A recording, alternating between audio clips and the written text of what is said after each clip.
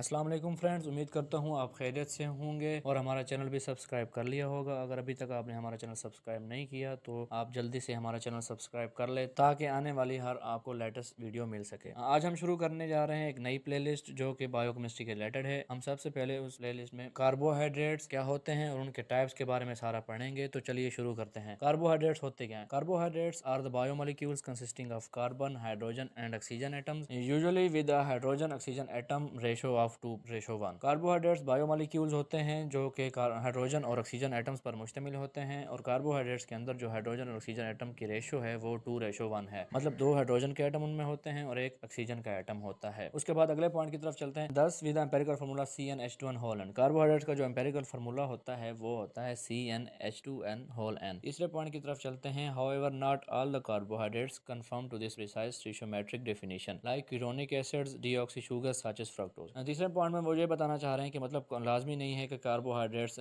तीसरे पॉइंट में वो ये बताना चाह रहे हैं कि लाजमी नहीं है कि कार्बोहाइड्रेट्स इन केमिकल ग्रुप से ताल्लुक रखें जैसा कि यूरोनिक एसिड्स, डीऑक्सी शुगर्स या फ्रक्टोज। और उसके बाद carbohydrates was used in the chemistry for any compound with the formula CnH2n whole n। वही पहले वाली बात बता रहा है कि कार्बोहाइड्रेट्स केमिस्ट्री में जो उसके कार्बोहाइड्रेट्स का फार्मूला है वो CnH2n होल n है। उसके बाद the term is generally understood in the biochemistry sense which excludes compounds with only 1 or 2 carbons and includes many biological carbohydrates which deviate from this formula। Basically carbohydrates की जो term है वो हम biochemistry में use करते हैं। इस formula में वो कंपाउंड्स शामिल नहीं हैं जिनमें 1 या 2 कार्बन्स हों। इसके बरक्स वो कंपाउंड शामिल हैं जो कि इस फार्मूला को फुली तौर पर सेटिस्फाई नहीं करते। For example carbohydrates often display chemical groups such as N-acetyl glucosaminoglycans. तो carboxylic acids and deoxy modifications मिसाल के तौर पर फ्यूकोज एंड सियालिक एसिड। मिसाल के तौर पर कार्बोहाइड्रेट्स में ये केमिकल ग्रुप्स भी पाए जाते हैं जैसा कि N-acetyl ग्लूकोसामाइनोग्लाइकेन्स जैसा कि काइटन सल्फेट हो गए। उसके बाद कार्बोक्सिलिक एसिड हो गए और deoxy modifications such as fucose और सियालिक एसिड शामिल हैं। उसके बाद हम बात करते हैं डिवीजन ऑफ कार्बोहाइड्रेट्स की। Carbohydrates are the polyhydroxy aldehydes, ketones, alcohols,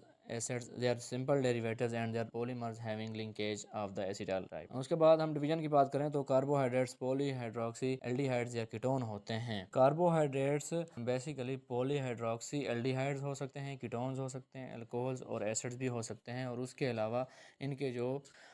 अलावा इनके जो पॉलीमर्स होते हैं उनमें एसिटाइल टाइप के लिंकेजेस पाए जा सकते हैं। They may be classified according to their degree of polymerization and may be divided initially into 3 principal groups. Carbohydrates को हम बेसिकली डिग्री ऑफ पॉलीमराइजेशन के तौर पर डिवाइड करते हैं। डिग्री ऑफ पॉलीमराइजेशन से मुराद ये है कि मतलब कार्बोहाइड्रेट्स पोलर होते हैं और वो पानी में इजीली डिसॉल्व हो जाते हैं। तो उसी की बिना पर हम कार्बोहाइड्रेट्स को 3 बेसिक ग्रुप्स में डिवाइड करते हैं। जो सबसे पहले है मोनोसेक्राइड, दूसरे नंबर पर डाइसेक्राइड या जिन्हें हम ओलिगोसेक्राइड्स कहते हैं और तीसरे नंबर पे पॉलीसेक्राइड्स हैं। तो शुरू करते हैं सबसे पहले monosaccharides. Monosaccharides are the simplest carbohydrates in that they can not be hydrolysed to smaller carbohydrates. Monosaccharide सबसे सिंपलेस्ट कार्बोहाइड्रेट्स होते हैं, इनको मजीद हम हाइड्रोलाइज नहीं कर सकते। उसके अलावा दे आर एल्डिहाइड्स और कीटोन्स विद 2 और मोर हाइड्रोक्सिल ग्रुप्स। ये एल्डिहाइड और या कीटोन्स भी हो सकते हैं जो कि 2 या 2 से ज्यादा हाइड्रोक्सिल मतलब OH ग्रुप रखते हैं। उसके बाद the general chemical formula of unmodified monosaccharide C.H2O whole n literally carbon hydrate. अगर इनके हम केमिकल फार्मूला की बात करें तो C.H2O होल n इनका केमिकल फार्मूला है। उसके बाद monosaccharides are the important fuel molecules as well as building blocks for the nucleic acid. Monosaccharide important fuel molecules हैं, फ्यूल में इस्तेमाल होते हैं और उसके साथ साथ न्यूक्लिक एसिड के बिल्डिंग ब्लॉक्स के तौर पर भी काम आते हैं। उसके बाद हम डाइसेक्राइड की बात करें तो डाइसेक्राइड क्या होते हैं? 2 joint monosaccharides are called disaccharide and these are the simplest polysaccharide. Disaccharide वो होते हैं जो कि डाइसेक्राइड्स वो होते हैं जो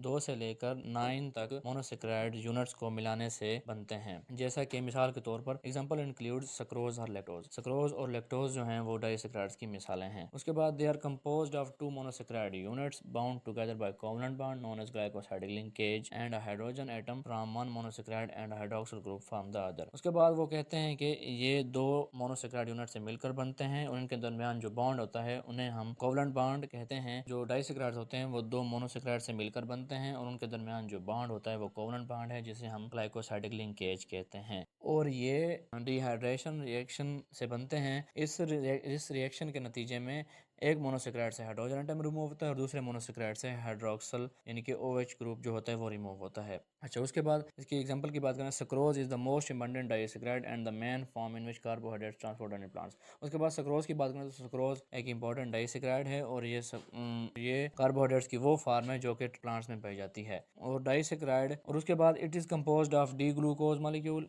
एंड 1 डी फ्रक्टोज मॉलिक्यूल। ये जो सक्रोज का मॉलिक्यूल है ये एक डी ग्लूकोज मॉलिक्यूल से बनता है और एक डी फ्रक्टोज मॉलिक्यूल से बनता है। उसके बाद lactose a disaccharide composed of 1 D galactose and D glucose molecule. अगर लैक्टोज की बात करें तो लैक्टोज भी एक डाइसेक्राइड है जो कि एक डी ग्लैक्टोज से बनता है और एक डी ग्लूकोज मॉलिक्यूल से बनता है। They occurs naturally in mammalian milk. ये बेसिकली मैमल्स के दूध में पाए जाते हैं। उसके बाद disaccharide includes maltose and cellobiose and disaccharide. उसके बाद disaccharides includes maltose and cellobiose, मतलब डाइसेक्राइड में माल्टोज और सेलोबायोज भी पाए जाते हैं। डाइसेक्राइड को हम दो टाइप्स में क्लासीफाई करते हैं, रिड्यूसिंग और नॉन रिड्यूसिंग डाइसेक्राइड। उसके बाद हम बात करते हैं कार्बोहाइड्रेट्स मेटाबॉलिज्म की। Carbohydrate metabolism is a series of biochemical process responsible for the formation, breakdown, interconversion of carbohydrates in the living organ. Carbohydrate metabolism से मुराद ये एक ऐसे बायोकेमिकल रिएक्शंस या प्रोसेसेस की एक सीरीज होती है जो कि फॉर्मेशन, कार्बोहाइड्रेट्स की लिविंग ऑर्गेनिज्म के अंदर फॉर्मेशन, ब्रेकडाउन और इंटरकन्वर्जन में शामिल है। अच्छा, the most important carbohydrate is glucose, a simple sugar monosaccharide that is metabolized nearly by all